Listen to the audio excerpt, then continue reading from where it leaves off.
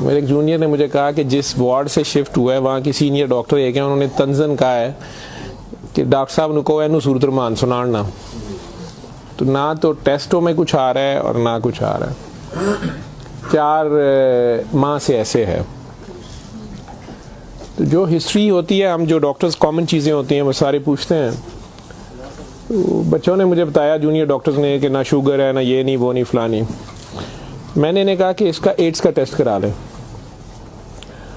तो बच्चों ने कहा कि जी पिछले साल इसका एड्स का टेस्ट मेयो हॉस्पिटल में हुआ था, तब भी इसको इसी तरह डायरिया लगा था और वो नेगेटिव है, और लेकिन पिछले साल फिर ये डायरिया ठीक हो गया था 2-3-4 माह के बाद, फिर ये बहुत बेहतर हालत में हो गया था, लेकिन अब फिर इसको 4 माह से ये है और अब इसकी ये हालत हो गई। अब ये बेहोश था वो, खैर वेंटिलेटर पे चला गया, लेकिन मैंने फिर भी उसका एड्स का टेस्ट भेज दिया कि भेजो उसकी बीवी का।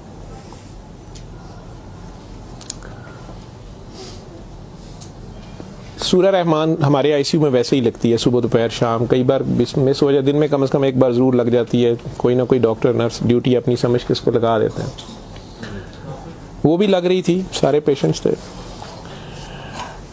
जहाँ तक जितनी मेरी याददाश्त साथ देती है कि तीसरा दिन था तो मेरी जूनियर डॉक्टर का मुझे फ़ोन आया, बड़ा पैनिकी।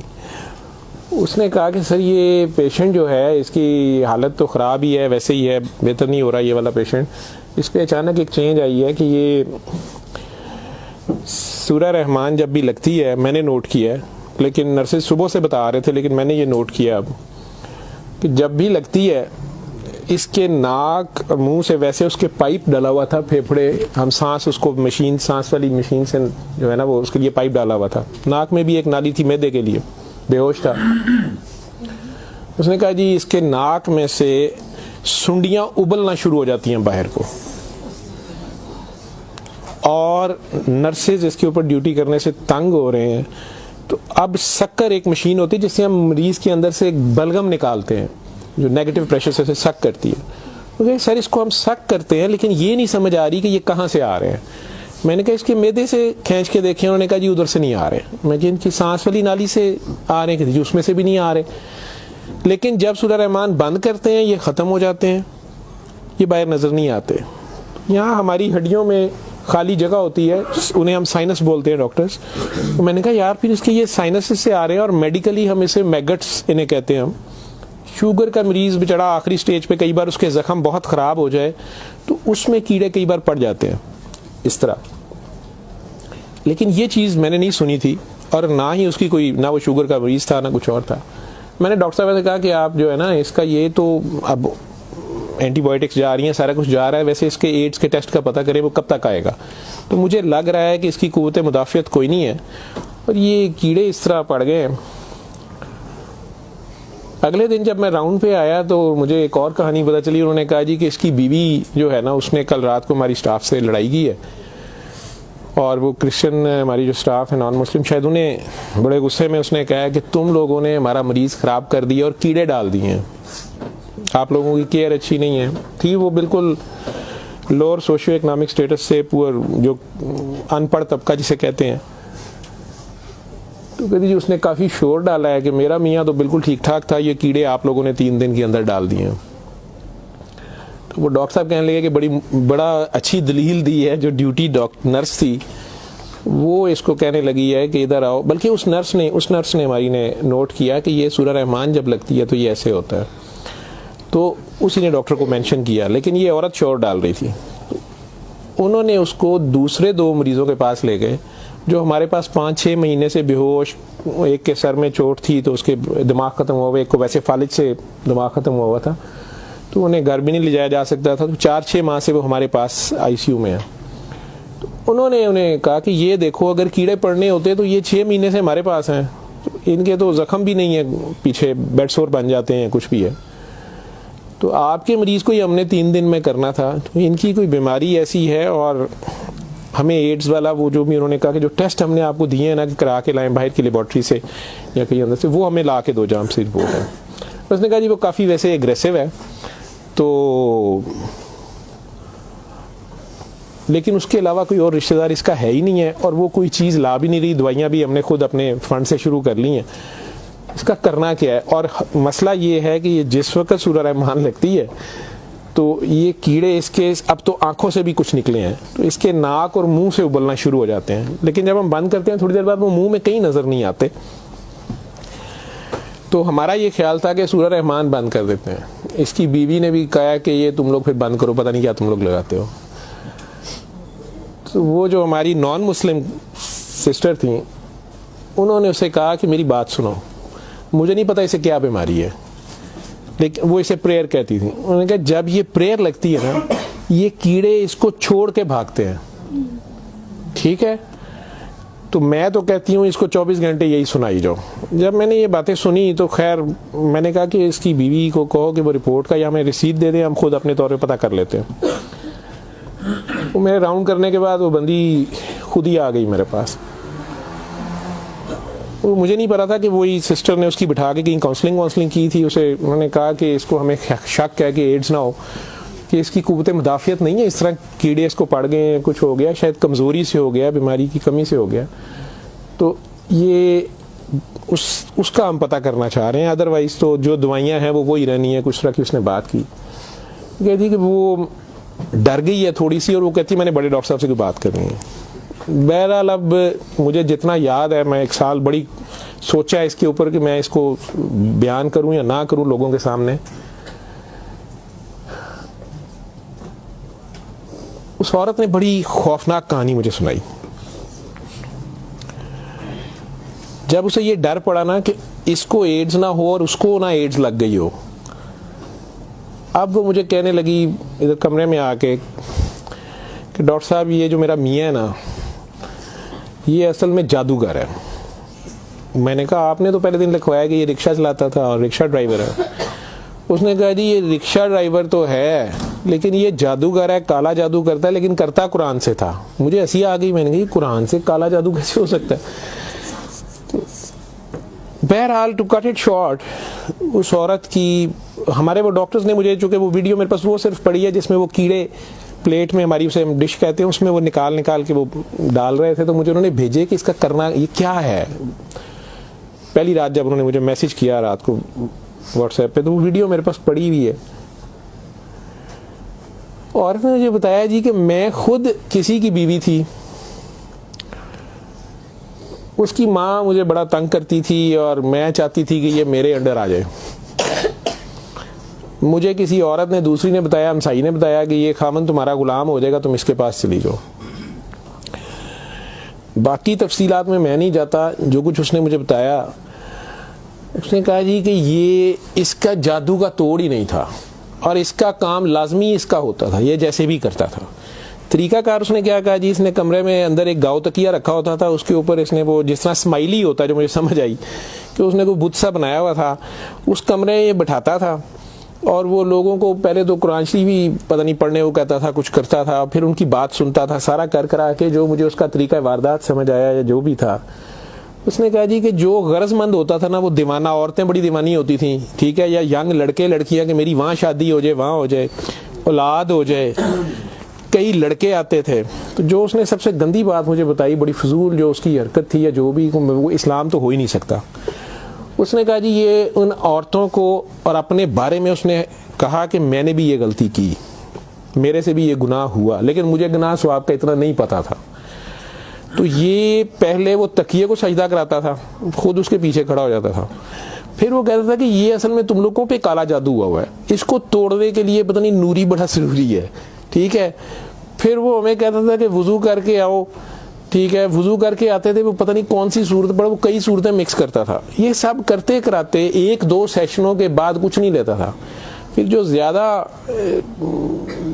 लोग अपने काम के पीछे दीवाने होते थे, उनको बताता था कि इसमें बड़े पैसे भी लगेंगे, ये जान पे खेलना पड़ना है, पता नहीं क्या करना, और तुम्हें भी मेरे साथ करना पड़ेगा, इसमें बड़ा कुछ जो है ना रिस्क है, लेकिन काम तुम्हारा हो जाएगा। वो जो भी उसकी कहानियां थी, जो उसको बाद में किसी और वजह से पता चली, जो मुझे वो बता रही थी कि जी ये औरतों के साथ भी और यंग लड़कों के साथ या मर्दों के साथ भी गलत काम करता था, फिर उन्हें अपना गंद खाने पे मजबूर करता था, फिर उन्हें पता नहीं कौन से कोई आयत, मतलब आयत बनाई हुई थी या कोई नाम था पता नहीं क्या, कि अरबी के जी ये पढ़ के ना तुमने ये मिक्सचर जो है ना, ये हंडिया पकाते हुए थोड़ा सा बीच में गंद डाल देना है और अपने खामन को खिला देना है, या उस लड़की को खिला देना है, या उसको खिला देना है। तो मैं अपने खामन के साथ ये सारा कुछ किया मैंने। अब मुझे बताएं कि जब वो उस बंदे के साथ ही सो गई तो वो उसके खामन तो वो रहा ही नहीं है ना, तो ना वो मुसलमान रही है ना वो ये हरकतें सारी। अब उसके बाद बकौल इन खातून के, इस लड़की के, कि जी वो खामन जो मेरा था उसमें तो तब्दीली नहीं आई, उसने मुझे फुल मारना शुरू कर दिया और मुझे इसकी, मेरे तड़प इसकी तरफ भागती थी कि मैं इसके पास आऊँ। तो फिर मैंने इसके पास वैसे आना शुरू कर दिया कि मैंने तुम्हारे साथ शादी करनी है, मैंने उधर से तलाक लेनी है, मैंने ये करना है वो करना है। तो मैं उन्हें बताए बगैर इसके पास आ गई। इसके साथ मैं 6 माह रही, इसने कहा कि फिर ऐसे ही रहना पड़ेगा और इस सारे काम में मैं शामिल हुई। तो इसने वैसे मुझे कहा कि निकाह हो गया हमारा, कुरान शरीफ पे इसने निकाह किया, उसने कहा हम दोनों की रजामंदी निकाह है, वो पीछे से तलाक लेके नहीं आई, ठीक है। उसके बाद इसको ये डायरिया लग गया। डायरिया लगने के बाद ये कहती है कि जी मेयो अस्पताल में जब हम थे 4 महीने हमें हो गए और बुरा हाल था इसका पिछले साल। तो ये एक दिन मुझे कहने लगा कि मैं कहता हूँ कि मैं अल्लाह से तौबा कर लूँ, अल्लाह मेरी जान बख्शी कर दे तो मैं तौबा करूँ और मैं ना अब रिक्शा ही चला के उसमें जितनी रोटी रोजी होगी तू मेरे साथ गुजारा कर लेगी और तू भी वापस चली जा अपने खामन के पास, ठीक है। और उधर से जाके तलाक ले ना ले और ये निकाह नहीं है और जो भी उसने कहा कि जी हमने तौबा कर ली बकौल उसके, जो उसकी समझ थी। ये कहती है जी मैं वापस गई, मेरे खामन ने फिर मुझे मारा, उसने कहा मैं तुम्हें तलाक दे चुका हूँ, तुम मेरी तरफ से फारिग हो, तुम कहाँ से आई हो, ये आई हो, इतनी देर बाद आई हो, जो भी आई हो। खैर मैं फिर वापस इसके पास आई। ये कहती है कि जी वो मैं कोई 48 घंटे बाद शायद 2 दिन बाद वापस आई है, देखो मैं अस्पताल थी, डॉक्टर बड़े हैरान सन, ये पेट से ठीक हो गया सी, यदि टट्टियां रुक गई सन। उन्होंने क्या दवाई फलानी माफक आ गई है, फलानी माफक आ गई है। तो ये अपने पैरों पे खड़ा हो गया। अगले कोई 10-12 दिनों में उन्होंने छुट्टी दे दी। फिर ये मुझे मस्जिद एक में लेके गया, वहाँ हमने निकाह किया, ठीक है। निकाह किया, ये रिक्शा चलाना शुरू हो गया। तो डॉक्टर साहब 6 महीने इन्हें बड़ी मेहनत की थी, रिक्शा भी चलाया, मैं भी कदे सुखी गिली खांदे सा चंगा भला सी। पर डॉक्टर साहब दुनिया बड़ी जालम है, दी शोहरत सी दुनिया पिछे पैंदी सी, कहना सी मैं काम छड़ छड़िया है। डॉक्टर साहब हूँ फिर एक बच्ची आई तो बड़ी सोहनी सी, वो बड़ी रोंदी सी, ਉਹਦਾ पता नहीं की मसला सी। डॉक्टर साहब ने ਉਹਦੇ ਨਾਲ फिर वही काम शुरू कर लिया। इन्हें फिर वही काम शुरू किया है। मैं इन्हू पहले कहती रही हाँ, लेकिन डॉक्टर साहब ਇਹਦੇ पैसे बड़े आते सन। ਉਹਦੇ बाद हूँ 4 महीने तो ये इसकी ये हालत है और अब ये बेहोश है। अब मैं अल्लाह से तौबा करना चाहती हूँ, अल्लाह मुझे माफ़ कर दे, मुझे तो समझ नहीं थी तो मुझे माफ़ी ले दें, और इसका अब क्या बनेगा और क्या नहीं बनेगा। मैंने ये काफ़ी बीच में से सेंसर करके आप लोगों को सारी बात सुनाई है। और मुझे कहती है जो कीड़े इसके अंदर से निकलते हैं ये क्यों आ रहे हैं, ये कहाँ से आ रहे हैं। मैं कि बीबी ये, मैंने उसे साइनसेस वगैरह समझाया, मैं कि ये इसके बहुत ज़्यादा खून की कमी है, इसके अंदर जरासीम पड़ गए हैं, जो भी। मैं डॉक्टरी तो मैं उसे और क्या मैं उसे कहता।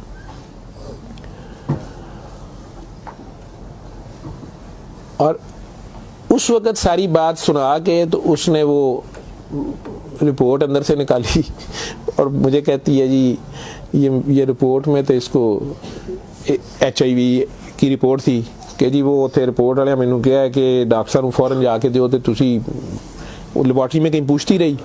तो उन्होंने कहा जी तुसी उत्थों जाके पूछो। तो मैं दसिया मेरे खामन दी मैनू दसो, उन्होंने कहा तुसी अपनी भी कराओ। तो डॉक्टर साहब ये रात दी मेरे कोल है तो मैं मैनू तो नहीं बीमारी होएगी, मैं सूरत रमान सुन ला। मैंने कहा जी आप भी सुने, 7 दिन सुने, मैं आपको क्या कह सकता हूँ। 1 दिन वो और जिंदा रहा, बंदा मर गया। आखिर तक उसके कीड़े वो आते रहे उसी तरह। जब भी वो सूरह रहमान लगती थी वो ऐसे होता था जैसे उबलते थे बाहर को, नाक से उसके, मतलब वो 1-2 नहीं होते थे कि जिन्हें आप पकड़ के साइड पे कर दें।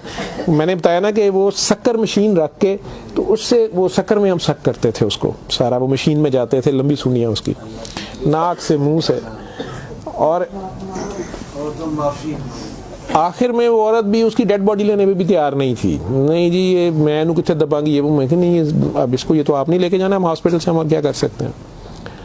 अल्लाह जाने कि ये साल पुरानी बात हमारे हॉस्पिटल में रह के गया है पेश। अव्वल तो मुसलमान ना जादू कर सकता है, अगर वो जादू वाला इल्म कहीं से सीख भी लेता है या अपने तरीके से वो समझता है वो जादू कर रहा है, तो वो मुसलमान नहीं रहता।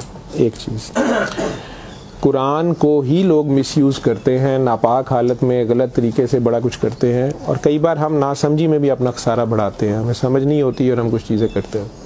कुरान खुद कह रहा है कि इससे मोमिन के लिए शिफा और रहमत है, और जालिम इसी में से अपने लिए खसारा बढ़ाते हैं।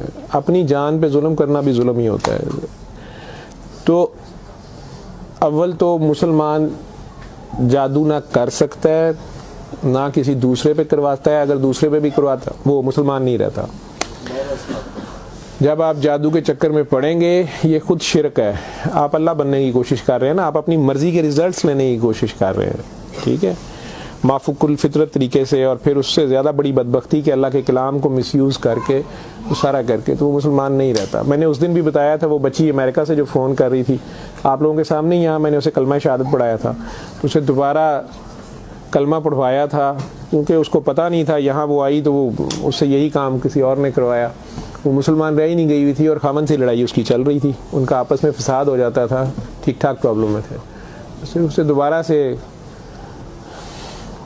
बावजू हो के आप कलमा पढ़ें। ज़िंदगी में अगर ऐसी कभी गलती कर दी है तो अल्लाह से माफ़ी मांगे, अल्लाह नबी से, और दोबारा से कलमा पढ़ के मुसलमान हो। दूसरा, अगर आप में से किसी को वहम है कि आप लोगों पे जादू है, तो किसी बाबे के पास जाने की ज़रूरत नहीं है। ये तो फटाफट आप लोग कहते हैं कि जादू बरहक है, और जी जादू नबी करीम सल्लल्लाहु अलैहि वसल्लम पे भी हो गया था। नबी करीम सल्लल्लाहु अलैहि वसल्लम ने उसको कैसे तोड़ा था, उन्होंने क्या तरीका बताया? एक बार सूरह फलक, एक बार सूरह नास, या आप 3 बार सूरह फलक 3 बार सूरह नास पढ़ लें, जादू ख़त्म हो गया। औज़ु बिल्लाहि मिनश शैतानिर रजीम पढ़ते ही ख़त्म हो गया है। वैसे तो मुसलमानों पे तो होता ही नहीं है। मैंने सूरह मोमिनून की 89 आयत बार बार रेफरेंस दिया है, मैं किसी बहस में नहीं मजहबी में पढ़ना चाहता। अल्लाह बड़े वाज़ेह तरीके से उसमें बता रहे हैं कि इनसे पूछो, सूरह मोमिनून में 84 से 89 तक, इनसे पूछो कि आसमान और ज़मीन का मालिक कौन है, ये सारा कुछ किसने बनाया, ये फ़ौरन कहेंगे अल्लाह ने। इनसे पूछो तुम्हारी ज़िंदगी और मौत का हर चीज़ कौन फनी, कहेंगे अल्लाह में। फिर इनसे पूछो फिर तुम कहाँ से जादू कर दिए जाते हो, जब हर चीज़ का मालिक वो है तो फिर ये जादू तुम लोगों पे कहाँ से हो जाता है? ये हमारी अपनी सोच में होता है। 99% लोग तो साइकी के मरीज़ बने होते हैं, और ये असल में आपस की नफ़रत होती है हमारी आपस की नफ़रत, हसद, कीने, बुग़्ज़, लालच, हवस, ये जो हमारी सोच की लहरें हैं, ये ज़रूर एक दूसरे को डिस्टर्ब करती हैं।